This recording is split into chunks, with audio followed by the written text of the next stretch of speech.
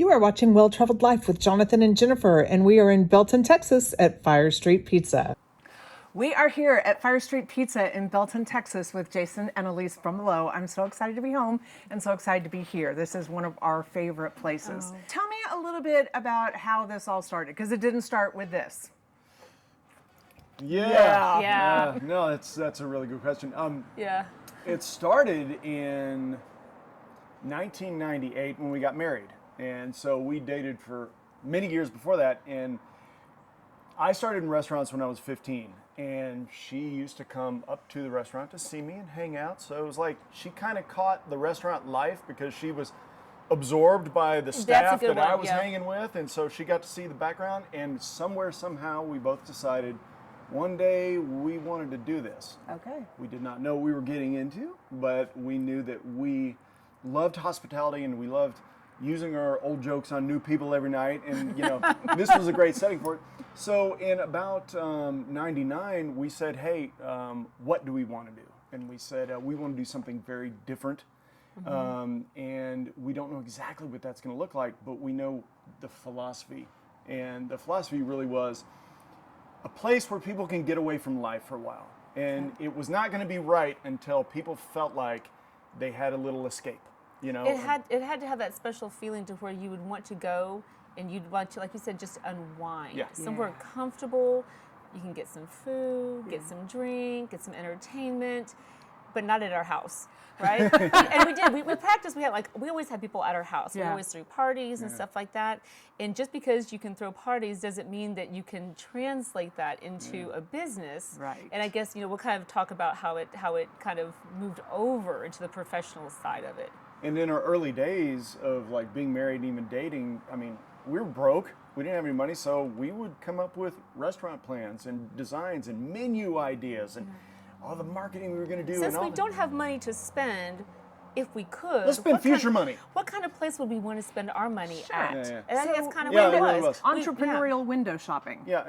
Great way to put it. I like that. That's exactly what we did. And it was just dream shopping all the time is what we did. And then it was, well, how do we make this real? And we said, well, what do we got? Like, what do we have to work with? And, we had bought this little plot of land, and we said, I think we're going to do something right here. And we both looked at it and asked the obvious question, why would people come out there? And it said, okay, well, that question is going to be central to how we do everything. Yeah. Why people come out here. And everything's going to stem from that. So we better give them reason after reason after reason. And what are those going to be? And that was the exploration we did for years. And when you say out here, it makes it sound like you're in another world. How far from town are you? You know what? We're really 8 minutes. Yeah, exactly. 12 minutes from one direction, 8 minutes from another. 12 and 8. Yeah.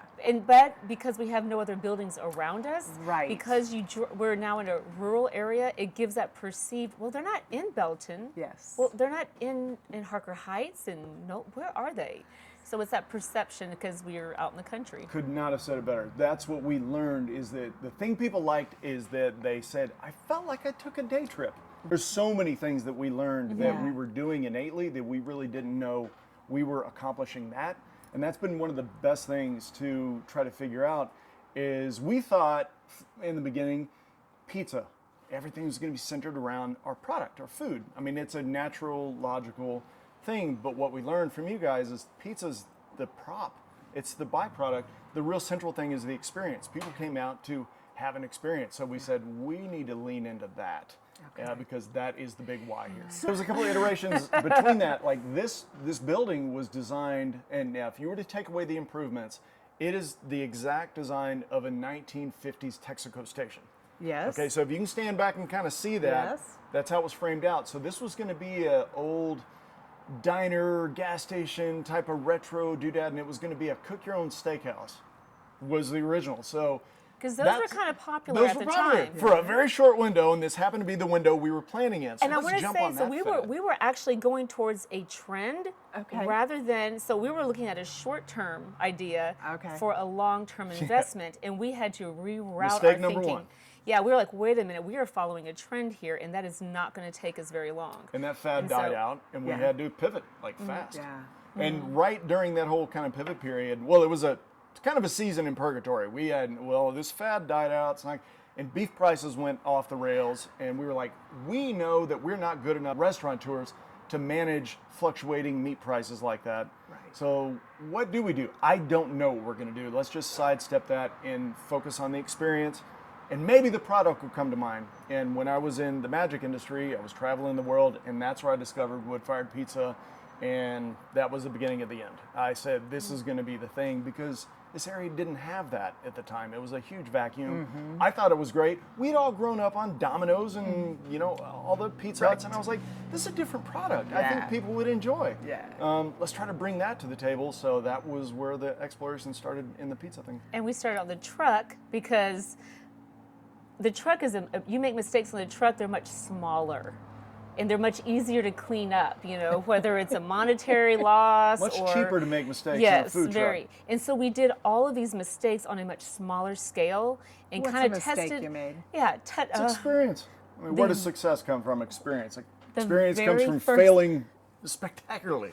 So the very first night we took our truck out and we had our product and we were happy. We had staff. We had it figured out. We man. had it figured out. And we're going to the Harker Heights Food Wine Festival.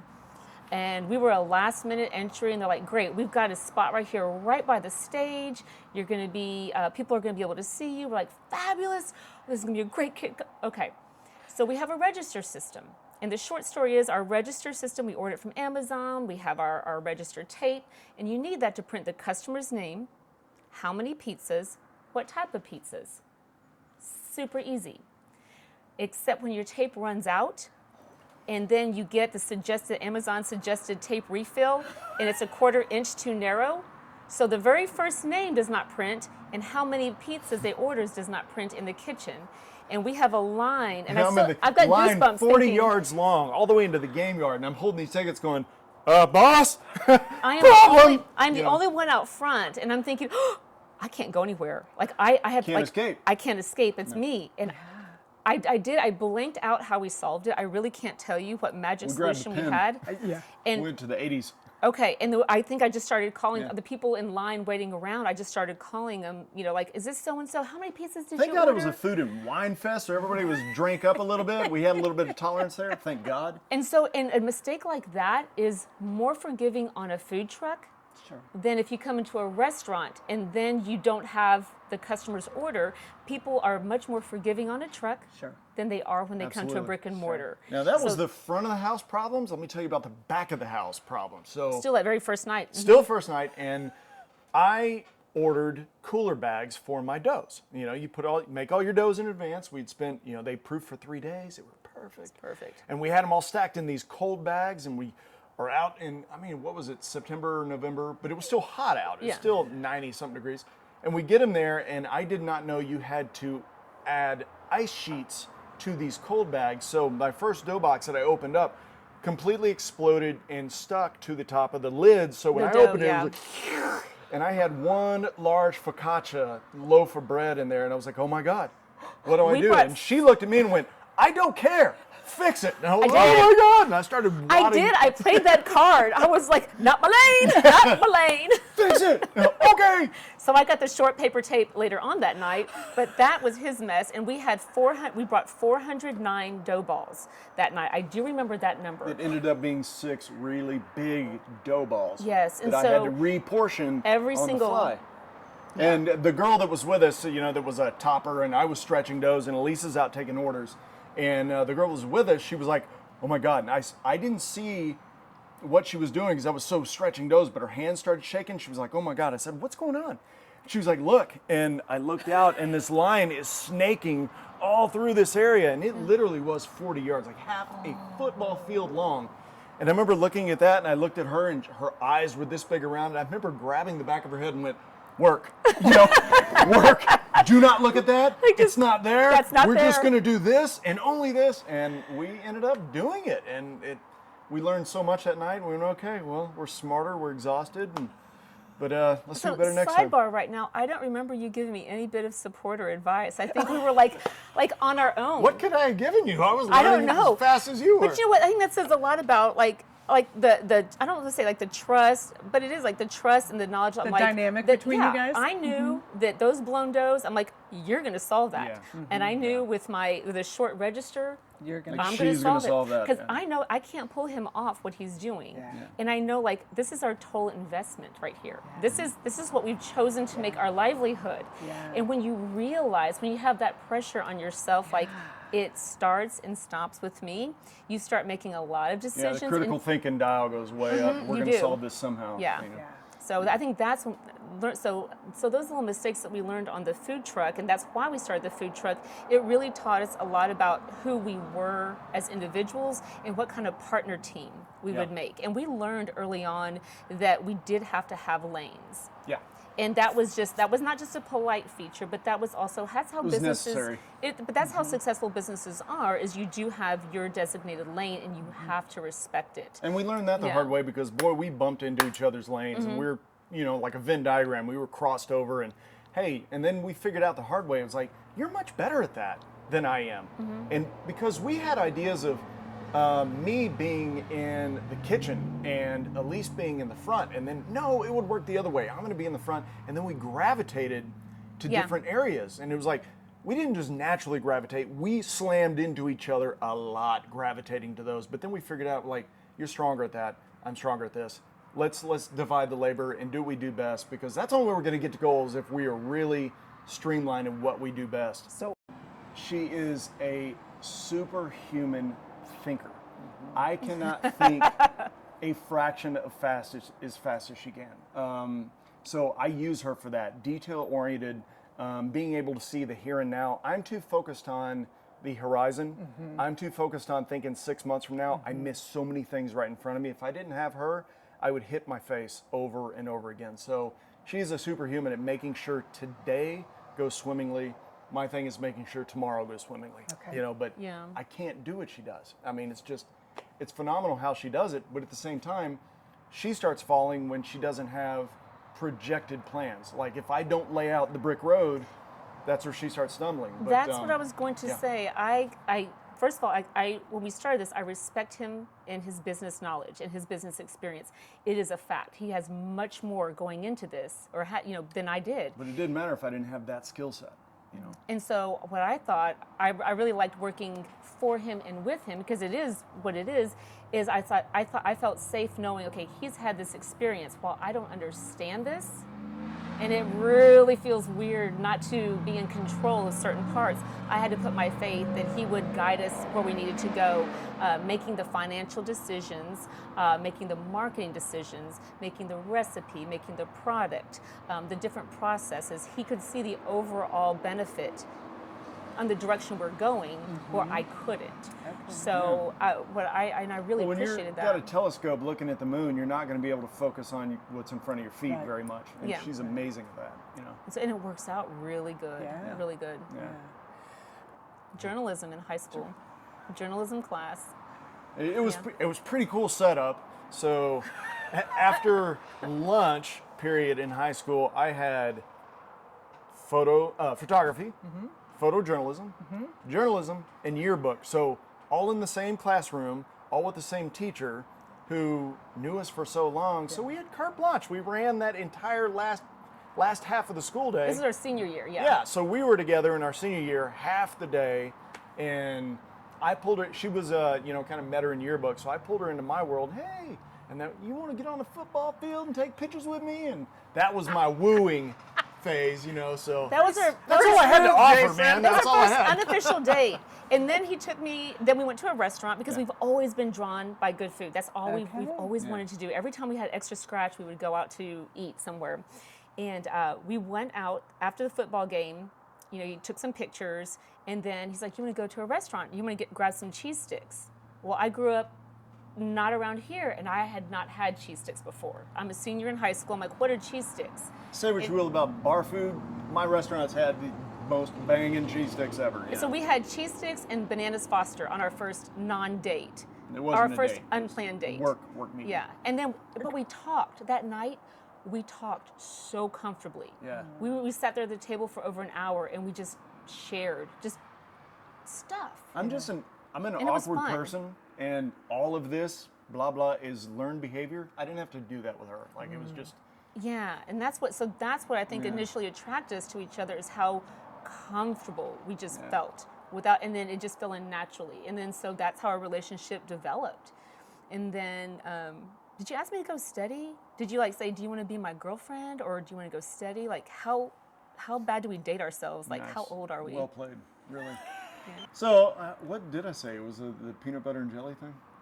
I don't know. Yeah, I think we were driving in the car, and I was like, "Hey, so you don't want to like be a thing, like ham and burger, peanut butter and jelly?" You did not, did you really? I think it was, yeah. And Oh I my was God. like, and you were like, "Yeah, sure," Yeah, I probably said okay. And our first kiss was amazing. It was terrible. It was so bad. Our very first kiss was terrible. So awkward. It was on the Waco Bridge. He had taken us out. We went out of town to Waco. We went to, it was on the old roundabout. The old Elite Cafe. Elite Cafe, yeah. We went to Elite Cafe. And so we went there, and afterwards we took a walk on the bridge. And our first kiss was, if we had judged our relationship or where man. we should go on that, we would not be here today. Yeah. But and we both knew it. We both kind of like looked at each other afterwards, and we kind of like awkwardly held hands and just. Thank God she wanted to give it another go after we got back home. Like, you want to try that again? She's like, yeah. I was like, all right, that one worked out better. So Like, for I the- think it requires like missing and kissing their nose. It was Or like something it was, like that, Yeah, it's just think really awkward, bad. like not making contact and then not knowing, like, did I do that or did Cadence was off, Yeah, and like it was just like that awkward. Like, do I go forward now? Is yeah, he gonna you go didn't forward? hear the Little Mermaid kiss the girl in the background. Yeah. No fireworks went off. It was just bad. It was just like kind of like awkward. Like, can I kiss you? I don't know. It was yeah. Okay, you have mentioned magic. We can't not talk about the magic you have brought, not just to your restaurant, but tell us about your history with magic. Yeah, short version is that I'm a 4-year-old at heart. All magicians are 4-year-olds at heart. That's why they get into magic, because we need the attention, right? So when she had told me I'm going to be a dad, I was at a technology convention in Vegas. And when this hit home for me, and I was like, oh my God, I'm going to be a dad. My 4-year-old brain went, what are you going to do to be the coolest dad at show and tell? That's not how are you going to provide for this kid? What are you going to provide? What kind of role model are you going to be? No, how can I be the coolest dad at show and tell? And I was walking by a magic shop. And so I went in and I said, hey, I want to learn how to do that stuff like David Blaine does. And this shop owner, who I now recognize in the industry, has been there a long time, and he's kind of a thing in the industry.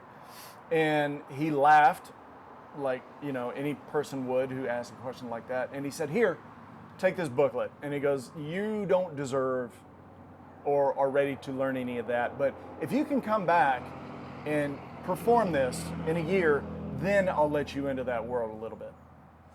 All right.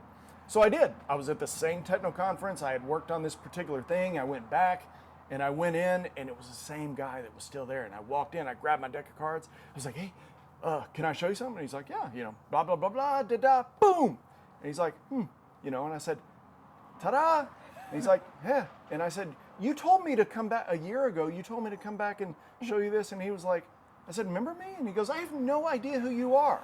And I was like, shit, It's like, man. He goes, but I will tell you this. I've propositioned that to 20 people, and you're one of 2 that's ever done it. So here, if you're really interested in this and you've conquered that part, here's what you need to learn. And that's when the OCD took over, and I got really deep into it, and I loved the what Paul Harris talks about, the lineage of magic. Okay, and it's like we were talking about the movie earlier. It is a gift of wonderment that you give to the world. It's a moment that you share, because there's no magic happening here in our hands. The magic happens here. And I loved that, and I wanted to be part of that. And I wanted to serve that, because I think it's a good thing in the world. So I got into it, and long story short, I found companies that were doing like cool thing with playing cards designs, and I was like, man, what about these designs? Da-da-da. And they were like, hey, we like these. You want to come on board? And fast forward, and then I want to try producing a DVD, and I want to work with that magician. And that, okay, we'll give you a chance to mess up spectacularly again. And we did that, and it worked out. And so that became my world, was producing in the magic industry and working with all these guys who come up with these magic tricks for the big guys. You know, there's a whole culture of people that dream this stuff up, like the music industry. Sure. You got writers and performers, same thing. So I worked with all the creators, and I figured out that's really what I loved, that there was such a diabolical level of creativity in the world that I'd never been exposed to. So it was like going to the well for me, like being close to that type of creativity, because it was almost divine. You know, where they came up with this, I don't know, but it was like they were reaching through the membrane of potential and actual and bringing it into existence. And I loved being there to see that stuff being born. The dedication that all of these people had to create something so wonderful. So you look at that, and we've met some really, really nice people, and their whole purpose, their chosen purpose, is to bring wonderment to you, and to you, and to you. And it's really fascinating. So you get exposed to that enough, and it becomes part of your ethos. And so I crossed that with the restaurant thing, and I said, I want to bring that level of, lack of a better term, wonderment and a restaurant thing, but I want people to feel like this feels. Now, granted, it's not a magic trick, but the feeling is very positive, and it connects people. It checks all those boxes. And so we basically just kind of crossbred those two logics, and then we figured out what this place was going to be. So I think that's why this place works, because we have two different kind of, they're co-blended, but they are different points of inspiration. Mine was, I worked in a lot of ratty restaurants, okay? I thought that a hot kitchen with a bunch of mean people and, you know, just kind of a negative outlook, people that were just have to do this for a job. I thought that's what this industry was. So it's no different than somebody looks at Mount Capitan and says, I'm going to do that just because it can be done. I wanted to set out to create a restaurant that broke that complete mold. And I just want to see if it could be done. If we call it the Sweetheart Kitchen. Can that be done? Can we create an environment back there that's energetic and safe and fun and makes people want to come to work? It's pretty unheard of in this industry, but that was my original train of thought. She, you know, obviously has a different one, but we kind of co-blended that. Yeah, I don't have the bandwidth to not work with good people. And what I mean by that is, you know, be a human to each other. We cannot run this ourselves. Nor do we want to. Nor do we want to. We need a team. I mean, and so you invite your team in, you make them feel a part of it. They are a part of the success in it as well. And we're here for a short time, you know, so let's, on a bigger topic, let's just have a good time while we're here. Let's surround ourselves by like-minded people, people who have the same philosophy. Yeah, we are just making pizzas, really, at the end of the day. But then we walk out here and we see families and they're happy. It's not just pizza We all see of a sudden. couples, we see, you know, GNOs, girls' night outs, we see groups, we see birthdays. And so as much hard work as we're doing to just make pizzas, we do it as best as we can. So it's kind of like a pay it forward. So that customer, that guest can have that experience of remembrance. They can take that home with them. And we've said it a million times, when we're in our old folks' beds and we're looking, we can't do this type of stuff anymore. We're looking at each other like, what is going to be the thing that we're most proud of? What is going to stick out in our head? And not going to be building this building. It's not going to be creating pizzas. It's not going to be any of the money we made or lost or the COVIDs we had to survive. It won't be any of that. It is going to be the team we created and the environment we created and the people we touched. The people we touched out here. That's really what it's going to be. So while it started with one thing, the big driver was presented to us, and that's what we've really latched onto. And we've been in staffing shortages. I mean, that's everybody. So I mean, that's not anything to complain about. One of the things that I promised the team, we promised the team, is we don't hire fast. And so I talked to them and I said, listen, I completely respect you. Bear with me. We might have some more hours, longer hours, a little bit harder shifts. In the interim, let me hold out and wait for the people who will fit our seat, who have the same philosophy of teamwork that we have, the same want to make a good product, the same desire to be in customer service. Let me find those people. Once we did it, and you have this core team of amazing humans, and we do make the mistake, because we're fallible creatures, and we make the mistake of hiring wrong. Boy, we get the stink eye from those guys. They now drive us to only select people that live the core values that they live. And so it's almost kind of a self-cleaning environment, and I love being challenged and driven by something that we created. As far as like the physical layout of the kitchen, it's completely open, because the kitchen, like if you don't get the food the way you wanted, you're kind of hesitant to send it back. You know, customers have been like, oh, I don't want to send it back. I don't know if they're going to get mad at me for sending. No, send it back. If we messed up your order, send it back. You know what? Our kitchen's 100% visible for that safety, that back of that mind, subconscious peace of mind. Oh, they're just making pizzas, and they're making it the right way. Right. The other half of that is it forces us to push one of our missions, is that we are all performing for the sake of everybody that walks through this door. I don't care. I do care, but when it comes to opening time, everybody's fighting a battle, right? Okay, well, we put that at the back door when we walk through it. I don't know how many times she and I have been ready to choke each other out, because this is my wife and my best friend and my most respected enemy and my business partner. But it's almost like, do you remember in the old cartoons with the coyote and the sheepdog, when they would battle it out, and then when it came to clock out time, they're, see you later, Sam. Well, it's the reverse for us. When we clock in, we are performing, and we are on for the sake of the customer. When we try to push that mission to everybody and our else. staff too, because we don't want to be drama in front of the staff. No. I mean, we're all human, but we try to have a really clean but everybody atmosphere. knows that. Everybody checks their drama at the back door, and we are all on. And that open kitchen keeps us accountable to be performing That's it, all the yeah. time. You know, so that's how a lot of these weird little visions we had about this place actually physically molded the space. You know. Is this enough for you? Is there a next chapter? There's a next chapter, and I don't know what that is. Oh. And it feels weird. Yeah. It does. It's a you know. We're in that crossroads It's a, guilt of it not being enough versus should it be enough. And so we're in that weird little philosophy stage, because frankly, to answer your question bluntly, it is enough. It really is. Yes. But the thing is, life is short, and if we could explore one more mountain, why not? Yeah. You know? Yeah. So we're at that weird spot. What would that mountain look like for you? Do you have the same mountain? It's funny you should ask. That has been, we've asked that of ourselves, because we are aligned in so many ways. And we've been together, we've known each other since 92. We got married in 98. Here it is 2022. So to answer your question, we're continuing to grow up together, but there's certain branches that have come in. And so when we meet the customers, I genuinely like that. I genuinely love learning from them. Outside of work, I just want to be a good human. Yeah. That's all. You know, I don't have many more expectations than that. And Elise and I have even talked about, I think the days of this restaurant being the Jason and Elise show are coming to a close.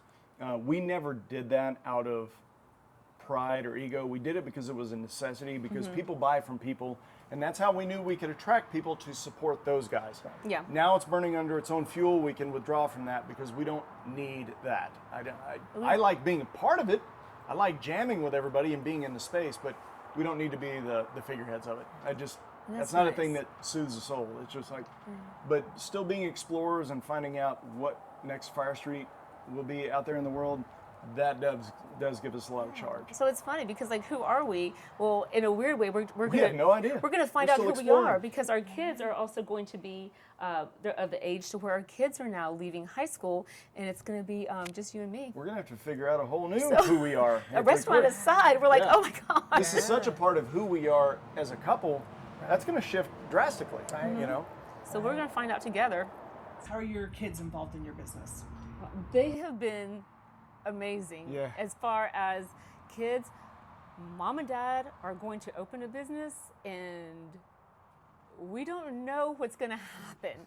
So what we can promise you is we're going to have family time. We're going to spend as much time together when we're home. But the kids have worked at the restaurant, and they have really supported us working at the restaurant. However, with the two kids, one decides, I'm done. I want to go out on my own. And so she works somewhere else. Our son, well, it's our daughter. Yeah, our son has decided, I'd like to stay on. I'd like to learn some more behind the business. You know, I'd like to learn some more about this. And he's got that feeling, he enjoys that feeling, creating for others as well. I mean, he was in here sweating with me. He was 12 years old, and I taught him how to run a backhoe and a dump truck. And he's the one who laid all this dirt out there for me when it was just huge piles. And I have pictures of him as 12-year-old on a backhoe. And he's taken the pride from that he knows how to do it, and he helped Dad. Well, that only cascaded. He built these tables with me. He built so many things in that building that he can look and say, I did this. So there's a different level of pride. My daughter came in, and she was the hostess during COVID, and then she wanted to learn the register. So her pride came from customer facing, you know, I helped bring this experience to this person. So they both have their own lanes of pride. But when my daughter said, hey, I want to go do something different, it was like this, oh God, man, but both of you here just sound so cool, and me and your mom love it. And then I remembered what I said to my dad when he had 5 car lots in Killeen, used car lots, and he said, do you want me to start training you on how to run all these? And I said, Dad, I grew up here. This is the last thing I want to do. Like, there's got to be something else in the world. So I was like, man, I can't fault her for that one. You know, and this is where I landed. So she's probably going to land somewhere pretty cool. If we're going to sit here and rah-rah about exploring, it's got to be good for her too. Yeah. You know, so I think the biggest thing, I mean, there's a lot of benefits, but the biggest one is when they want to go out and accomplish something, they don't have any misconceptions about what it takes. That's a good takeaway. They know you got to go beyond your limits many, many times in order to reach that. So that is a standard for them now. That's not an exception to the rule. That just is the rule. So I feel good that they saw that. Anybody in music production, or especially venue, you know, running a venue it's a very delicate balance. So there is a lot of people that want to come out here and express their craft and express their art. I want to give them a place to do it, but we have to overlay that with the end game, and the end game is what the customer wants. That comes first, you know. So if their craft gives the customers what they want, then we have a win-win. But a lot of times you get people that are out here with, like, their craft is very soft ballads and they're very slow, and I watch customers and they're nodding off and they're just not engaged. That might not be a fit. That's not to say your baby's ugly or you have a bad craft. It's just we serve these people pizza and high energy. They provide energy to the experience. There's a universe between people who play music and people who can entertain. Right. And the people who can do both of that, those are the people we really try to cultivate the most. Yeah. Like, let's take Martian Folk and Garrett.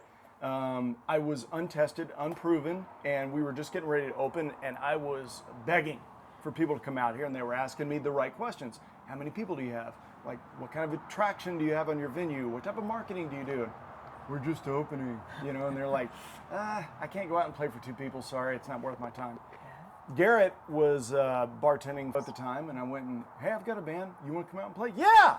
Oh, my God. You know, it just happened to be that we had a line out the door that night, and just happened to be, well, he was a good energy projector, and it was a beautiful fit. So thank God those 2 universes crossed, and I went, that's what I want. I want more of that. I remember the very first time they played out here, the energy was just on. Yes. It was just amazing. And I think that was kind of the beginning of when everything melted together. The venue, the entertainment, the music, the entertainment, and the food. And we saw true, like, I hate to say magic, but we just saw it all blend together. I'm like, this is the purpose. This is what we want to create, because we saw everybody out here. And every once in a while, I'll bring back a new staff person. Maybe they're on the dough station. And I say the dough station because that station, if you think about it, provides food for every single person by stretching the dough. And that dough station is kind of hidden behind a wall, so they can't see anything but ticket numbers coming through. I'll pull them out on some of the busiest times, and I say, just take your apron and come out here. And they come, and we'll stand here or we'll stand there, and they'll look at all of the guests. They'll hear the music, and then they get it. I will say this, out of the dozen people that she's done that with, I've only seen a very small handful not cry. Yeah. And so I just kiss her on the cheek every time she does that. I'm like, thank you for having the foresight to do that. I miss that moment. Yeah. She doesn't, you know. And that's the right now thing she's amazing at. Yeah. And it's when everything, the food, the music, and the atmosphere all blend together, and it's like, it's comfortable. And when I can overlay the staff that have been with us the longest, have all been one of those staff she's done that with, who's answered the why question of why they're toiling. You know, Why am I doing this? Well, why am I doing this? Look at all those happy faces. Yeah. Why wouldn't you? Yeah. That's cool. You just do Texas craft beers. Okay. Yeah, and if they have a good product and it fits a flavor profile that we're missing, we'll bring them in. But it really is the big qualifier is 1 hour radius within our location. Okay. So we thought, okay, what are we missing here? What do the people want? Are they within an hour? You know, and then that's kind of how everything fell together there. Watch this. Okay. Remember we said earlier about how fast she can think? Yeah. That's why she's a Perseverance speed You're racer. so bad. So I take her all over the world, and these are the most talented magicians in the world, and I make her do this, and it freaks every one of them out. So she can spell words faster than most of us can talk. Okay? How much wood could a woodchuck chuck if a woodchuck could chuck wood? I can't even say it right. HOWMUCHWOD, AWODCHUCK, IFAWOODCHUCK, COULD, ICANTAL, ICANTALK, ASFASD, ANDSPEL, MUCHASICANTALK, I see. Okay. I just OR don't. ASFASD, ASITHINK. So sunrise to sunset? Sunrise. Sunrise. Sunset. Okay. Mountain, lake, Lake. Mountain. ocean, beach, Ocean. Beach. vanilla chocolate. Ooh! Vanilla. Oh! Chocolate. It's like, I like chocolate. This is why we work. Okay, I'm not looking at you. Okay, I'll try to do it at the same time. Fish! Sorry, everything yellow. Italian, Mexican. Mexican. Time. Hamburger, hot dog. Hamburger. Black or white. Black. Yeah, white. Island, forest. Forest. Ooh, I think forest too. Forest, yeah. Forests and hamburgers. Yes, it's That comfortable. sounds pretty good. That's not bad. Let's remember that And get a log cabin, grill some hamburgers. one. Tomorrow? Okay, Okay. that sounds good. I'm booking it tonight. All right, you guys, thank you so much. I did the best. Thank you appreciate too. Sure, Thank you, absolutely. thank you. Oh my Thank gosh, you that was so great. Always fun. Catch another one of our favorite hometown videos as we interview Adrian Hodges from Bold Republic Brewing Company.